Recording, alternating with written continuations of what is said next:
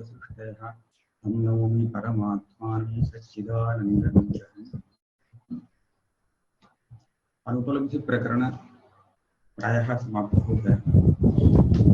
आगे प्रामाण्य चिंता, प्रामाण्य का विचार है। अंतिम पंक्ति है, एवं चतुर्विधानाम् अभावानां योग्यानुपलब्ध्या प्रतीतिः। चार प्रकार के अभाव है, प्राग भाव, वध्वंसाभाव, अत्यंताभाव और अन्योन्याभाव। इन चारों अभावों का अनुपलब्धि प्रमाण से, योग्यानुपलब्धि से ग्रहण होता है। ग्रहण में ज्ञान, यह भी सिद्ध हुआ। और इसके साथ तत्र अनुपलब्धि ही मानांतर, ये अभाव का ज्ञान जनक जो प्रमाण है अनुपलब्धि, यह प्रत्यक्षादि प्रमाणों से अलग है। मानांतरम, यह प्रमाणांतर है, इसको अलग ही एक प्रमाण मानना पड़ेगा। यह अनुपलब्धि परिच्छेद समाप्त हुआ। अब ये सामान्य विचार है, केवल अनुपलब्धि से संबद्ध विचार नहीं। अभी तक प्रमाणों से ज्ञान उत्पन्न होता है ना, जो ज्ञान उत्पन्न हुआ उस ज्ञान में प्रमात्व कैसे पता चलता है, वह ज्ञान प्रमात्मक है, यह कैसे पता चलता है, यह दिखाना चाहिए। और कहां पर परमात्मक ज्ञान उत्पन्न होता है, कहीं पर भ्रमात्मक भी ज्ञान होता है, तो परमात्मक ज्ञान कैसे उत्पन्न होता है और उसका परमात्म कैसे ज्ञात होता है, इस पर नैयायिक भी चर्चा करते हैं। ये इसी पर स्वतः प्रामाण्य परतः प्रामाण्य सब आ जाता है। स्वतः का क्या बताते हैं। अब परतः का हम पहले अर्थ बताएंगे, तब स्वतः का अर्थ बताएंगे। नैयायिक परतः प्रामाण्यवादी है। इसका अर्थ क्या है, आपको प्रमाणों से, अर्थात चक्षुर इंद्रिय, एक उदाहरण के लिए ले लीजिए, आपको आंख से घट तो दिख रहा है, तो घट ज्ञान हो चुका है, चक्षुर इंद्रिय घट ज्ञान को उत्पन्न कर चुका है। लेकिन जो घट ज्ञान हुआ वह परमात्मक है अथवा नहीं, इसका निर्धारण अभी तक नहीं हुआ है। ठीक है, ज्ञान का यह जो परमात्व है, इसको हम प्रामाण्य शब्द से व्यवहार करेंगे। तो ज्ञान का प्रामाण्य अभी निश्चित नहीं हुआ है। वह जब कब निश्चित होगा, जब आपको इस घट ज्ञान से होने वाला कार्य, अर्थात घट को लाने की प्रवृत्ति उत्पन्न होगी और आप वहां जाएंगे और घट को पाएंगे, तब जाकर के आपको अनुमान लगाना पड़ेगा, मेरा पूर्वोत्पन्न घट ज्ञान यथार्थ ज्ञान है। अन्यथा निश्चय नहीं हो सकता है, क्योंकि रजत ज्ञान भी होता है सुक्ति में, फिर रजतार्थी उसको लाने के लिए जाता है किंतु वहां मिलता नहीं, तब क्या होता है, पूर्वोत्पन्न ज्ञान भ्रम है। तो इस तरह उत्पन्न प्रमाण के द्वारा उत्पादित ज्ञान का प्रामाण्य, जिस समय वह ज्ञान पता चलता है उस समय ज्ञात नहीं होता, उस समय केवल ज्ञान ज्ञात हुआ है, लेकिन ज्ञानगत प्रमात्व अप्रमात्व ये दोनों ज्ञात नहीं है।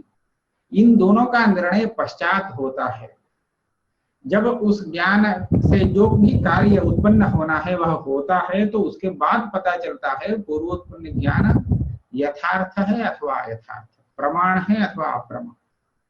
तो यह जो पद्धति है, प्रामाण्य और अप्रामाण्य जानने की पद्धति, इसको परतः प्रामाण्यवाद कहा जाता है। तो ज्ञान दिखते समय उसका प्रामाण्य अथवा प्रामाण्य नहीं जानने में आता है, बाद में पता चलता है, तो यह परतः प्रामाण्यवाद है। यह परतः प्रामाण्यवाद नैयायिकों का है। और मीमांसक और वेदांती ज्ञान का स्वतः प्रामाण्य मानते हैं। तो स्वतः प्रामाण्य क्या चीज है? स्वतः प्रामाण्य माने ज्ञान जब हुआ है यह पता चलता है तो उसी समय उसका प्रमात्व का भी ज्ञान हो जाता है। जब आप घट को देखते हैं तो घट के साथ उसका जो घटत्व है वो भी दिखता है। घट को देखने के बाद उसका घटत्व का निर्धारण बाद में करने की आवश्यकता नहीं है। तो घट को देखते समय ही घटत्व के साथ वो दिखता है, पट को देखते समय पटत्व के साथ वो दिखता है ना। तो उसी तरह उत्पन्न हुआ जो ज्ञान है उस ज्ञान में प्रमात्व ज्ञान के ग्रहण के काल में ही पता चल जाता है। अच्छा, ये उत्सर्ग है ज्ञान का ज्ञानत्व, ज्ञान प्रामाण्य ज्ञान। ज्ञान का जो प्रमात्व है, प्रमात्व का ज्ञान, वह एक उत्सर्ग है। उत्सर्ग का अर्थ कभी कभी बाधित भी हो सकता है। पहले तो पता चलता है यह ज्ञान परमात्मक है, किंतु बाद में यदि विसंवादी प्रवृत्ति हो जाती है अथवा बाधक ज्ञान उत्पन्न हो जाता है, तब हम इस उत्सर्ग औत्सर्गिक नियम का त्याग कर देंगे और वहां पर ज्ञान को अप्रमा मानेंगे। ठीक है, तो यह स्वतः प्रामाण्यवाद है। तो स्वतः प्रामाण्यवाद में ज्ञान का प्रामाण्य निर्धारण करने के लिए अलग से प्रयत्न की जरूरत नहीं है। परतः प्रामाण्यवाद में ज्ञान का प्रमात्व निर्धारण करने के लिए अलग प्रयत्न आवश्यक है। ठीक है, ये दोनों में भेद है। हाँ, प्रयोजन, उसको हम अर्थ क्रिया कहते हैं। नहीं, उसके द्वारा ज्ञान का प्रामाण्य निर्धारित होता है। आप देखते हैं वहां जल दिख रहा है, अभी कुछ कह नहीं सकते जल ज्ञान प्रमा ही है ऐसा निर्धारण हो नहीं सकता। जाइए, जल को लेके पीजिए, उसके बाद दाह शांति पिपासा शांति हो जाती है, तो उसका अर्थ क्रिया संपन्न होगा। तो इस तरह इसके बाद मेरा जल ज्ञान परमात्मक, पूर्वोत्पन्न जल ज्ञान परमात्मक है। मम पूर्वोत्पन्नम जल ज्ञान प्रमा यथार्थ प्रवृत्ति जनकत्वात्, सप्रयोजन प्रवृत्ति जनकत्वात् इत्यादि हेतु से आप अनुमान लगाएंगे। और स्वतः प्रामाण्यवाद में यह नहीं। स्वतः प्रामाण्यवाद में जब दिखता है तो पता चलता है प्रमा ही हो गया है, परमात्मक ज्ञान ही हुआ है, यह उत्सर्ग है। देखते समय इतना ही, ऐसा ही पता चलता है, लेकिन बाद में कहीं वह बाधित भी हो सकता है। तो प्रमा बाध होने के बाद तो प्रमा नहीं, वह अप्रमा है। अभी तक हाँ, इसलिए उत्सर्ग है, एक सामान्य रीति है, उसका अपवाद भी होता है ना। तो जहां पर बाद में विसंवाद हो जाता है तो वहां पर पूर्व ज्ञान का अप्रामाण्य अनुमान से पता चलता है, और इस तरह ये जो स्वतः प्रामाण्य उसका बाध हो जाता है। तो प्रामाण्य और अप्रामाण्य इन दोनों में दोनों ही परतः है, ऐसा नैयायिकों का वाद है। प्रामाण्य केवल स्वतः है, उसके लिए परतः दूसरे की आवश्यकता नहीं, किंतु अप्रामाण्य के लिए तो दूसरे की परीक्षा की आवश्यकता है। तो इस तरह अप्रामाण्य परतः है, ये स्वतः प्रामाण्यवादियों का पक्ष है। नैयायिकों की दृष्टि में ज्ञान भी परतः है। प्रामाण्य अप्रामाण्य दोनों ही परतः है, ये उनके यहाँ है। हाँ, इसमें भी फिर दो प्रकार है। उत्पत्तौ पर स्वतस्त्वम और ज्ञप्तौ पर स्वतस्त्वम। ज्ञप्तौ, उत्पत्तौ, ऐसा दो प्रकार कहते हैं स्वतः प्रामाण्य में। उत्पत्तौ का अर्थ तो वास्तव में परमात्मक ज्ञान उत्पन्न होना, यह परमात्म का उत्पत्तु स्वतस्त्व है। वह यदि ज्ञानजनक सामग्री से ही उत्पन्न हो जाती है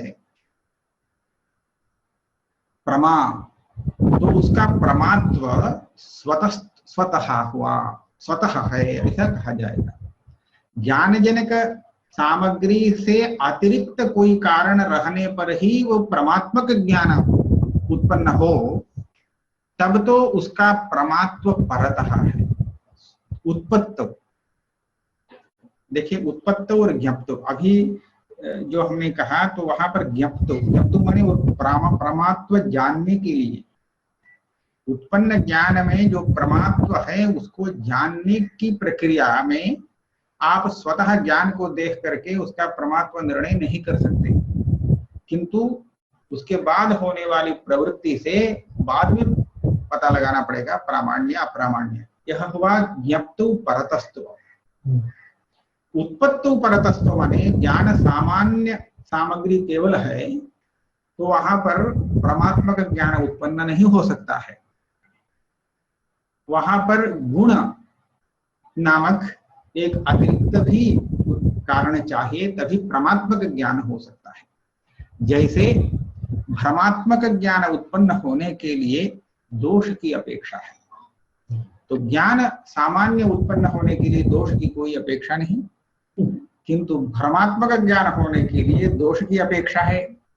तो इसलिए जैसे भ्रमात्मक ज्ञान उत्पन्न होने के लिए ज्ञान सामान्य सामग्री से अतिरिक्त कारण दोष रूप अपेक्षित है, उसी तरह परमात्मक ज्ञान उत्पन्न होने के लिए भी दोष का प्रतिद्वंद्वी गुण अपेक्षित है। यदि गुण नहीं है तो परमात्मक ज्ञान नहीं हो सकता है, ऐसा नैयायिकों का वाद है। तो उत्पत्ति के लिए उत्पत्तौ परतस्त्व यह बनता है, ठीक है। उत्पत्तौ स्वतस्त्व माने परमात्मक ज्ञान उत्पन्न होने के लिए ज्ञान सामग्री पर्याप्त है, गुण की आवश्यकता नहीं। ज्ञान सामान्य सामग्री परमात्मक ज्ञान को ही उत्पन्न करती है, ऐसा नियम मानते हैं। तो यह जो नियम मानते हैं यही उत्पत्तौ परमात्म का स्वतस्त्व है, ठीक है। ये सब बहुत पारिभाषिक है, जटिल है, थोड़ा प्रामाण्यवाद है, फिर भी सामान्य रूप से उदाहरण से हम देख सकते हैं। एवं उक्तानां प्रमाणानां प्रामाण्यं स्वतः एव उत्पद्यते ज्ञायते च। उक्तानां प्रमाणानां, प्रत्यक्ष प्रमाण से लेकर के अभी तक अनुपलब्धि प्रमाण तक जो 6 प्रमाण कहे गए, उन प्रमाणों से उत्पन्न होने वाले जो ज्ञान हैं, तत्त ज्ञानगत प्रामाण्य स्वत एव उत्पद्यते स्वत एव ज्ञायते च, ऐसा प्रतिज्ञा की। अर्थात उस प्रामाण्य का उत्पत्ति और ज्ञप्ति दोनों में स्वतस्त्व है वेदांती के मत में। मीमांसक का भी यही मत है, ठीक है। यह यहाँ पर कैसा प्रामाण्य, ज्ञानगत प्रामाण्य को आप लेंगे तो कहते हैं तथा ही स्मृति अनुभव साधारणं संवादि प्रवृत्ति अनुकूलम तद्वति तत्प्रकारक ज्ञानत्वं प्रामाण्यम। देखिए ग्रंथकार ने प्रारंभ में प्रमा का लक्षण बनाया अनधिगत अबाधित अर्थ विषय ज्ञान प्रमा, तो प्रामाण्य होगा, हाँ ठीक है, वो प्रामाण्य का स्वरूप बनेगा अनधिगत अबाधित अर्थ विषयक ज्ञानत्व। तो ज्ञान में अनधिगत अबाधित अर्थ विषयकत्व है, यही प्रामाण्य है। और इस प्रामाण्य का स्वतस्त्व है अथवा परतस्त्व, यह यहाँ विचार करना होगा, किंतु ग्रंथकार ऐसा नहीं कर रहा है। वह तो तद्वति तत्प्रकारकत्व रूप जो प्रामाण्य है, जिसको नैयायिक बोलता है प्रामाण्य, उस प्रामाण्य का स्वतस्त्व परतस्त्व विचार इधर कर रहा है। देखिए स्मृत्यनुभव साधारणं संवादि प्रवृत्ति अनुकूलम तद्वति तत्प्रकारक ज्ञानत्वं प्रामाण्यम। यहाँ पर स्वतः परतः विचार में जो प्रामाण्य कहा जा रहा है वह प्रामाण्य अपने लक्षण के अनुसार प्रामाण्य नहीं है। नैयायिक प्रसिद्ध जो प्रामाण्य है वही है। तद्वति तत्प्रकारकत्व, इसका क्या अर्थ है? तद्वति तत्प्रकारकत्व, आपको घट घटत्वेन रूपेण दिख रहा है ना, घट के रूप में। तत्शब्द से जिस रूप में वह दिख रहा हो उस रूप को लीजिए, इसको हम प्रकारीभूत धर्म कहेंगे। प्रकारीभूत धर्म को तत्शब्द से लीजिए। जो विशेष्य है वह यदि तद्वान है, यदि तद्वान है तो वहां पर तत्प्रकार का जो ज्ञान है यह यथार्थ है। तद्वती, अब देखिए घटवती घटवान ऐसा ज्ञान हुआ वो यथार्थ है। जहां पर घट है तो वहां घटवत्ता का ज्ञान हुआ, ठीक है, वो यथार्थ है। घटा भाववती घटवत्ता ज्ञान हुआ तो वह यथार्थ है। शुक्ति में जहां रजत नहीं है तो वहां पर रजतवत्ता ज्ञान हुआ तो वह भ्रम है। जहां पर रजत है वहां रजतवत्ता ज्ञान हुआ तो ठीक है, इसको हम कहेंगे तद्वती तत्प्रकारक ज्ञानत्व। तो यहाँ तद्वत तत्प्रकारक ज्ञानत्व जो है यह केवल अनुभव में ही नहीं, स्मरण में भी है। स्मरण भी यथार्थ स्मरण हो सकता है, तो तद्वती तत्प्रकारक स्मरण भी हो सकता है। तो स्मरण दोनों में लेना है प्रामाण्य। तो तद्वती तत्प्रकारक ज्ञानत्वम, यह कैसा है? स्मृति अनुभव साधारण, स्मृति अनुभव दोनों में रहने वाला प्रामाण्य है। और यह प्रामाण्य किसलिए उपयोगी पड़ता है? तो संवादी प्रवृत्ति अनुकूलम। प्रवृत्ति में संवादी विसंवादी ऐसा दो हम देखते हैं। संवादी माने जिस उद्देश्य से प्रवृत्ति हुई उस उद्देश्य को पाना। यदि पाते हैं तो वो प्रवृत्ति संवादी है, और वह उद्देश्य नहीं मिला, विसंवादी प्रवृत्ति उसको कहेंगे। सफल प्रवृत्ति, सफल प्रवृत्ति, विफल प्रवृत्ति, ठीक है। सफल और विफल प्रवृत्ति, इसको हम संवादी प्रवृत्ति विसंवादी प्रवृत्ति ऐसा कहेंगे। तो संवादी प्रवृत्ति के लिए जैसे अनुभवात्मक ज्ञान कारण होता है, उसी तरह स्मरणात्मक ज्ञान भी कारण हो सकता है संवादी प्रवृत्ति की। देखिए, ऐसा समझ लीजिए आपने कहीं पर अपना एक बहुमूल्य वस्तु को रख करके आप भूल गए हैं। आप खोज रहे हैं उसको, कहाँ रखे, कहाँ है। एक स्मरण आ जाता है, हाँ कल ऐसा वहां गए थे, वहां पर रखे थे। यह जो स्मरण हुआ तो आप तुरंत वहां जाकर के देखते हैं और आपकी वस्तु मिल जाती है। तो यहाँ स्मरण में संवादी प्रवृत्ति अनुकूलता है ना। तो इस स्मरण को हम परमात्मक स्मरण मानेंगे, उसका प्रामाण्य मानेंगे, है ना। तो वही संवादी प्रवृत्ति अनुकूलम। अनुभव में तो आप जानते ही हैं, तो अनुभव स्मृति दोनों में रहने वाला प्रामाण्य यहाँ विचार का विषय बन रहा है। वह है संवादी प्रवृत्ति अनुकूल, वो भी है तद्वती तत्प्रकारक ज्ञानत्वम् इदं प्रामाण्यम्। तच्च ज्ञान सामान्य सामग्री प्रयोज्यम न तो अधिक गुणमपि अपेक्षते। कौन बोल रहा है? वेदांत। इसके मन में क्या है? पहले से नैयायिक का मत है, तो उसका निराकरण पहले कर देता है। यह जो प्रामाण्य है ज्ञान में, स्मरणात्मक ज्ञान हो या अनुभवात्मक ज्ञान हो, उसमें प्रामाण्य जो है वह प्रामाण्य ज्ञान सामान्य के प्रति जो भी सामग्री है, ज्ञान उत्पादक सामग्री, उसी सामग्री से प्रयुक्त होता है। उसकी अपेक्षा अधिक गुण की कोई आवश्यकता नहीं, अपेक्षा नहीं है। न तो अधिक गुणमपि अपेक्षते। ज्ञान सामान्य सामग्री है तो पर्याप्त। यह है, नहीं मालूम हुआ? देखिए, ज्ञान उत्पन्न होने के लिए आपको क्या क्या सामग्री चाहिए? हाँ, ठीक है। अर्थात ज्ञान उत्पन्न होने के पहले प्रमाण अपेक्षित है। आत्मा होना चाहिए, आत्मा में ही समवाय कारण में ज्ञान उत्पन्न होता है, और उसके लिए आत्म मन संयोग असमवाय कारण होना चाहिए। ये सब है। तो आत्मा समवाय कारण, असमवाय कारण होता है आत्म मन संयोग, और इसके साथ साथ और भी बहुत निमित्त कारण हैं। वो सब यहाँ ज्ञान के प्रति सामान्य सामग्री में आ जाते हैं। तो जिनके बिना ज्ञान उत्पन्न नहीं हो सकता है, तो वह ज्ञान सामान्य की सामग्री है। ठीक है। इससे अतिरिक्ततया कोई गुण नामक कारण की अपेक्षा है नहीं, यह वेदांती बोलता है। नैयायिक कहेगा वहां पर गुण की अपेक्षा है परमात्मक ज्ञान को उत्पन्न करने के लिए।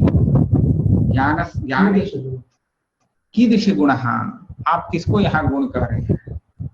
तो इस पर वो कहता है, देखिए, विशेष प्रत्यक्ष के लिए अलग गुण है, अनुमिति के लिए अलग गुण है, इस तरह प्रत्येक ज्ञान के लिए अलग अलग गुण होता है। प्रत्यक्ष में देखिए, प्रत्यक्ष में विषय इंद्रिय सन्निकर्ष से ज्ञात होता है। हम यहाँ ऐसा एक गुण मानेंगे जहां पर विशेष्य वस्तुतः विशेषणवान है, विशेषणवत विशेष्य के साथ इंद्रिय का सन्निकर्ष जो होता है वह गुण है, वह गुण विशेषणवत विशेष्य सन्निकर्षो गुण। यह विशेष हुआ, विशेषणवत विशेष्य सन्निकर्ष। ज्ञान सामान्य के सामग्री में विशेषणवत विशेष्य गुण सन्निकर्षापेक्षा नहीं। भ्रमात्मक ज्ञान भी तो होता है। ज्ञान सामान्य माने भ्रम भ्रमा ऐसा विभाग न करते हुए ज्ञान के प्रति जो जो कारण है वह ज्ञान सामान्य सामग्री कहेंगे। तो विशेषण युक्त विशेष्य के साथ इंद्रिय का सन्निकर्ष बनना ये कोई सामान्य सामग्री में नहीं है, क्योंकि भ्रम स्थल में विशेषण युक्त विशेष्य के साथ सन्निकर्ष होता नहीं है ना, क्योंकि वो वहां पर जो रजत है वह हमको दूसरे प्रकार से दिखता है, समझ लीजिए, शुक्ति के रूप में। तो शुक्तित्वेन रूपेण रजत जहां भासित हो रहा है तो वो वहां पर भी तो ज्ञान हो रहा है, लेकिन वो जो प्रकारीभूत शुक्तित्व है विशेषण, वो शुक्तित्व उसमें है क्या? रजत में है नहीं। तो विशेषणवान के साथ इंद्रिय का सन्निकर्ष वहां नहीं बना है, इसलिए गुण नहीं है। विशेषणवत विशेष्य के साथ जब इंद्रिय सन्निकर्ष हो, इसीलिए वहां पर विशेषणवत विशेष्य सन्निकर्ष रूप गुण न होने से भ्रमात्मक ज्ञान उत्पन्न होगा। और जहां पर वास्तव में वह विशेषण विशेष्य में है, उस वहां पर जो सन्निकर्ष है हम उसको ज्ञान के प्रति विशेष सामग्री गुण के रूप में लेंगे।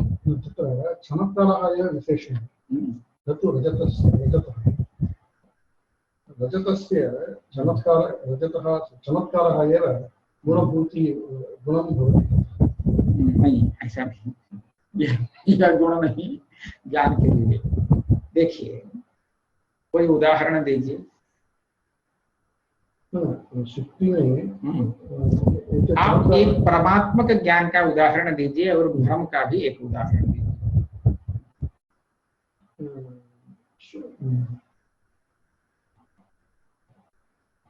एक वस्तु एकत्र अस्ति, तत् वास्तविकतया तत् दृश्यते। एक वस्तु ऐसा मत कीजिए, उसको विशेष कर घटः सामने घट है ना, घट वहां जहां पर आप कह रहे हैं वहां पर घट है और आपको घट दिख रहा है। कैसा दिख रहा है?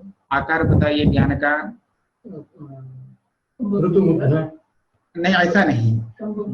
अयम घटः, यह घट है, ऐसा ज्ञान हुआ। क्या ज्ञान हुआ? अयम घटः। अयम घटः। अयम घटः में अयम जो है उसको आप किस रूप से देख रहे हैं? घट के रूप से। घट का रूप माने घटत्व।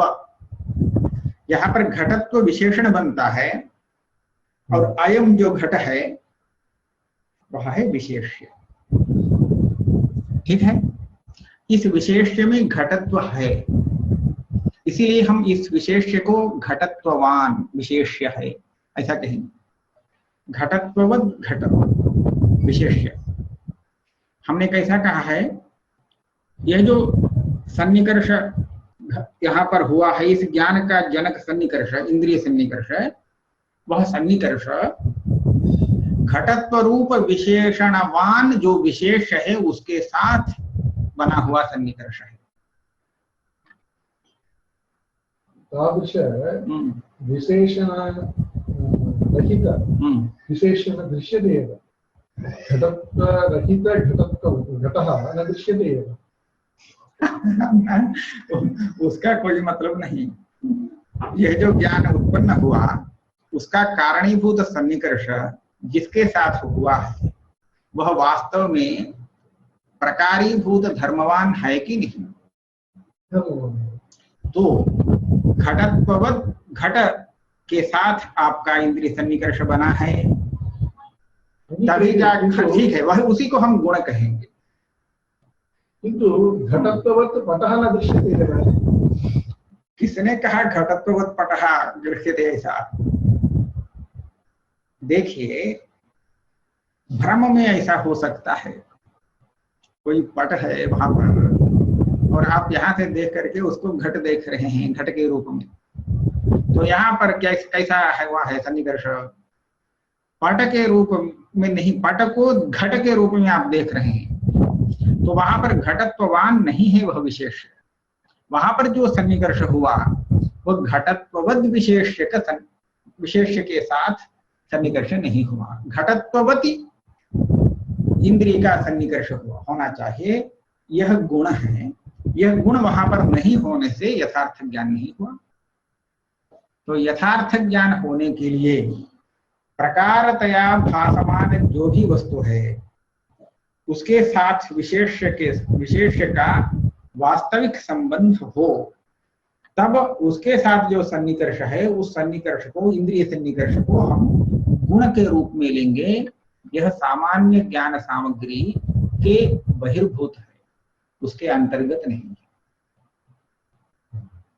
सामान्य घट ज्ञान के लिए, सामान्य घट ज्ञान माने भ्रम प्रमा ऐसा विभाग न करते हुए केवल घटः अयं घटः इत्याकार के ज्ञान के लिए घटत्ववान के साथ इंद्रिय सन्निकर्ष की कोई अपेक्षा नहीं, क्योंकि अभी पट में घटः ऐसा भ्रमात्मक ज्ञान हुआ था, वो भी अयं घटः इत्याकार का ज्ञान ही है। तो वहां पर घटत्ववान के साथ इंद्रिय सन्निकर्ष नहीं है, तो इसीलिए नैयायिक कहेगा विशेषणवद विशेष्य इंद्रिय सन्निकर्ष गुण है प्रत्यक्ष स्थल में। ठीक है,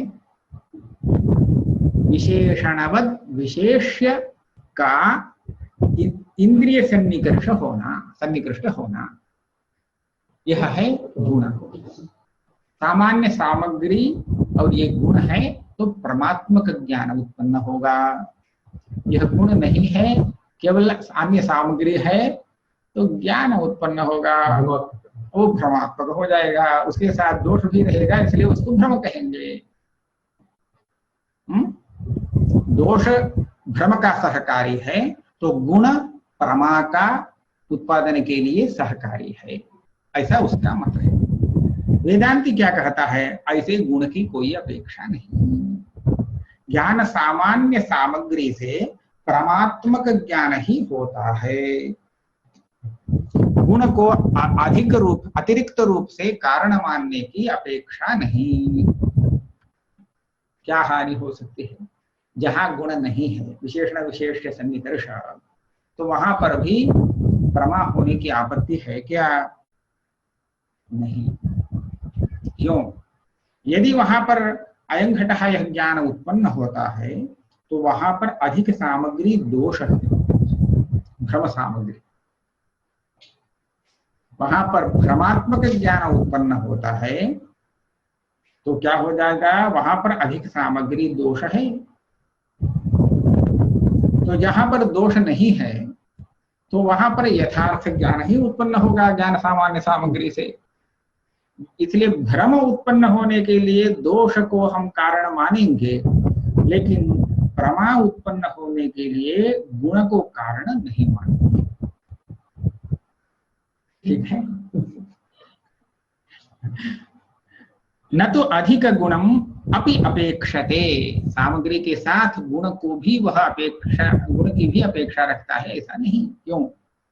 प्रमा मात्रे अनुगत गुणाभावात्, सामान्यतः प्रमा के लिए गुण क्या है ऐसा आप एक गुण नहीं बता सकते। तो प्रत्यक्ष के लिए अलग गुण, अनुमिति स्थल में अलग अलग गुण, यथार्थ व्याप्ति ज्ञान यह होना चाहिए। व्याप्ति ज्ञान गड़बड़ है तो अनुमिति भी गलत हो जाएगी, है ना।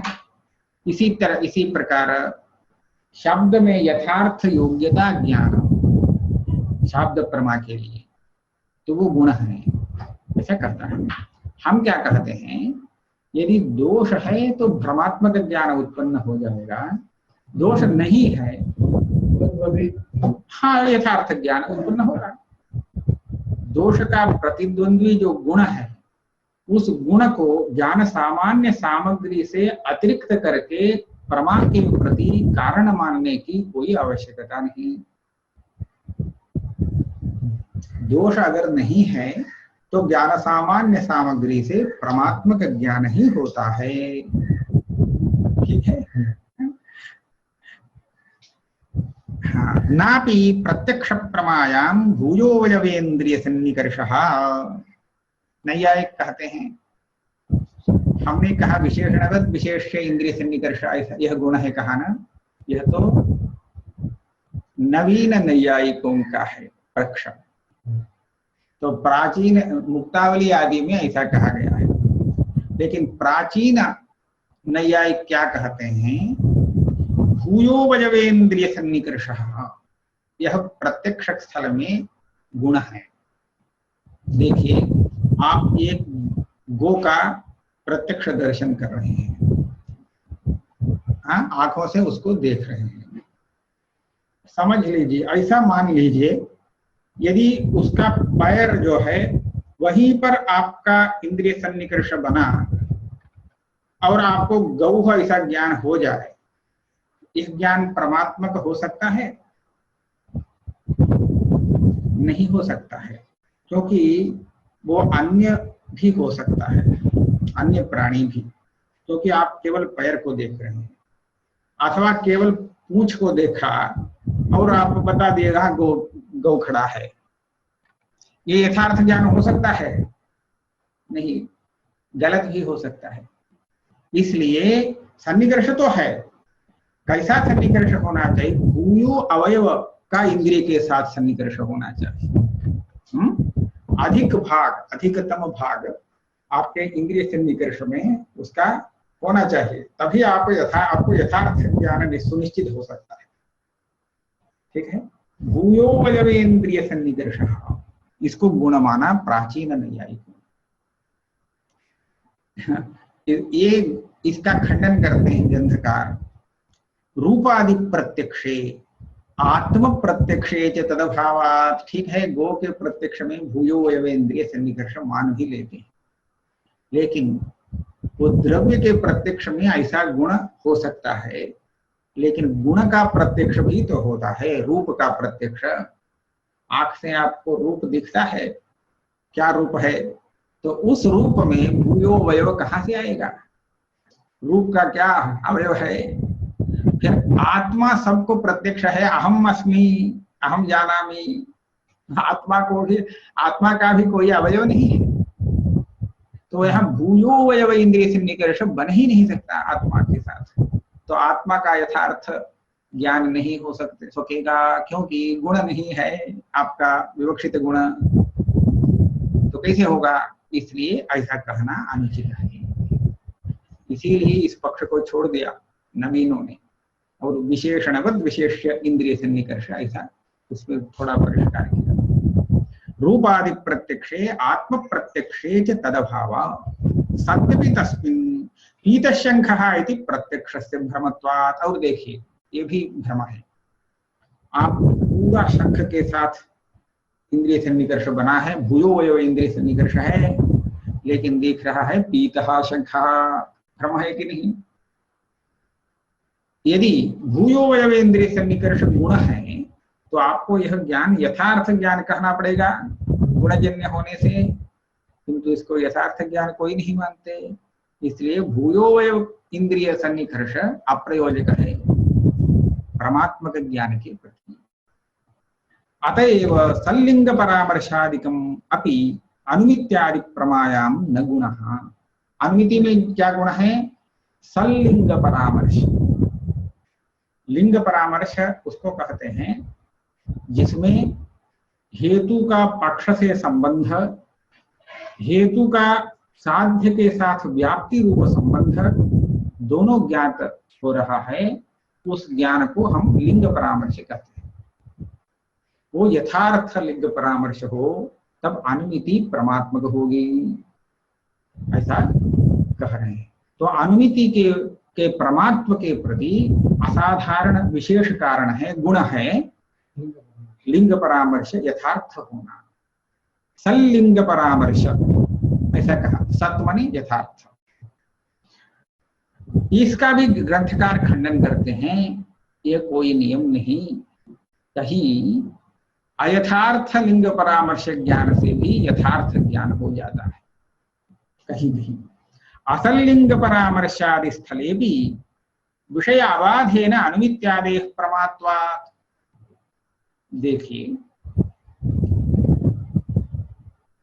बाष्प निकल रहा है कहीं, इसने समझा वह है धूम, और धूम मान करके पर्वतो वह्निमान धूमवत्वात् ऐसा अनुमान लगाया।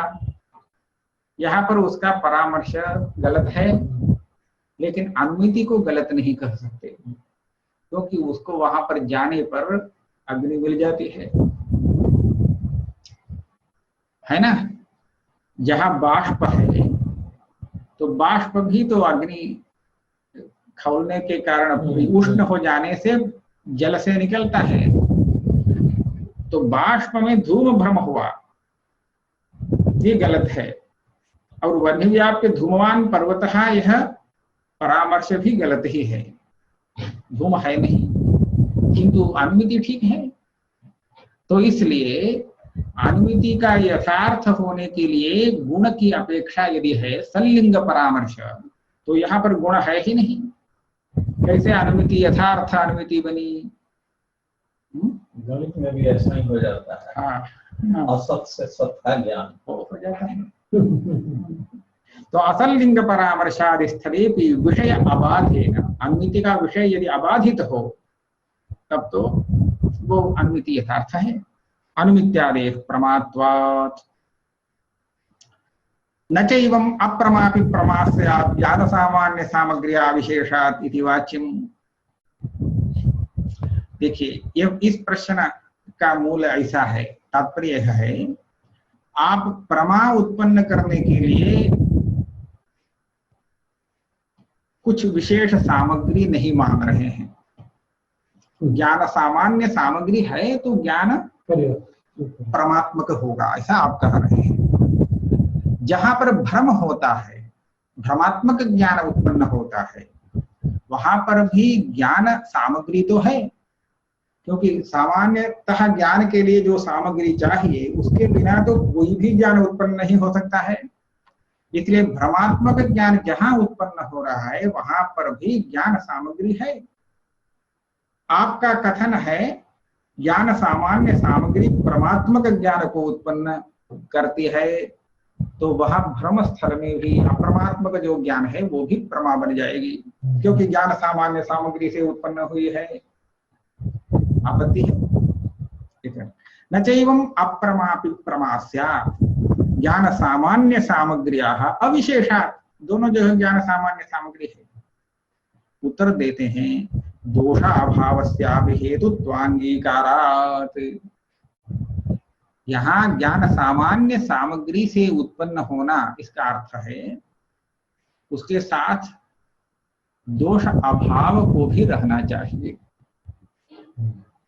उक्त स्थल में दोष अभाव नहीं है, दोष है, इसीलिए वहां पर दोष रूप अतिरिक्त कारण होने से अप्रमात्मक ज्ञान उत्पन्न हुआ। तो प्रमात्मक ज्ञान होने के लिए दोष का अभाव चाहिए, गुण की अपेक्षा नहीं। दोष नहीं रहे तो पर्याप्त है, दोष का अभाव। दोषाभावस्यापि हेतुत्वांगीकारात्। अब आगे तुरंत उसका आक्षेप हो सकता है ज्ञान सामान्य सामग्री से अतिरिक्त एक कारण भी आप मान लें तो ये हो गया यह परतस्त्व। क्योंकि पहले हाँ दोष अभाव को भी आप अभी मान रहे हैं कारण के रूप में, हमने गुण को कारण माना, आप दोषाभाव को मान रहे हैं। तो ज्ञान सामान्य सामग्री से तो अतिरिक्त एक कारण आ ही गया, तो स्वतस्त्व का भिन्न हुआ, प्रामाण्य स्वतस्त्व का। कहते हैं न चैवं परतस्त्वं। दोषाभाव को यदि प्रमा के प्रति हम कारण मानते हैं तो इतने मात्र से प्रामाण्य का परतस्त्व आपादन नहीं किया जा सकता। क्यों? आगंतुक भाव कारणापेक्षायामेव परतस्त्व। सामान्य ज्ञान के सामान्य सामग्री से अतिरिक्त आगंतुक और भाव भूत कारण की अपेक्षा करना, यही स्वतः प्रामाण्य का भंजक है, विरोधी है। परतः प्रामाण्य पक्ष में वह है, क्योंकि अभी तक ज्ञान उत्पन्न होने के बाद भी उसका प्रामाण्य निश्चित नहीं होता, वो प्रामाण्य नहीं होता। उसके साथ विशेषणवत विशेष सन्निकर्ष, भूयो वयवेन्द्र सन्निकर्ष इत्यादि वो भाव रूप एक आगंतुक कारण को बता रहे हैं। तो आगंतुक भाव ऐसा एक कारण को प्रमा के प्रति कारण मानना, यही परतस्त्व है। हम तो आगंतुक कुछ नहीं मान रहे हैं, दोष नहीं है तो पर्याप्त है प्रमा के लिए। ज्ञान सामान्य सामग्री और उसके साथ दोष का न रहना, इतना है तो प्रमा उत्पन्न होगी। अब दोषाभाव को हम ज्ञान के प्रति कारण माने हैं, तो ये दोषाभाव तो किसी के द्वारा बनाया गया नहीं है, यह आगंतुक नहीं है, स्वतः सिद्ध है। तो यह आगंतुक और भाव कारण नहीं है, भाव कारण नहीं है, इसीलिए स्वतस्त्व की कोई क्षति नहीं है। आगंतुक भाव कारणापेक्षायामेव परतस्त्व। तो अभी तक प्रमा की उत्पत्ति में स्वतस्त्व का निरूपण किया गया। प्रमा उत्पन्न होने के लिए क्या सामग्री चाहिए? तो ज्ञान सामग्री पर्याप्त है, दोष अभाव एक साथ में होना चाहिए, यह निर्णय हुआ है।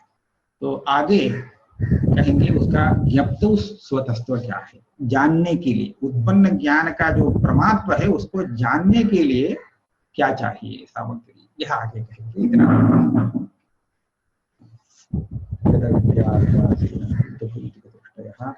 परमात्मा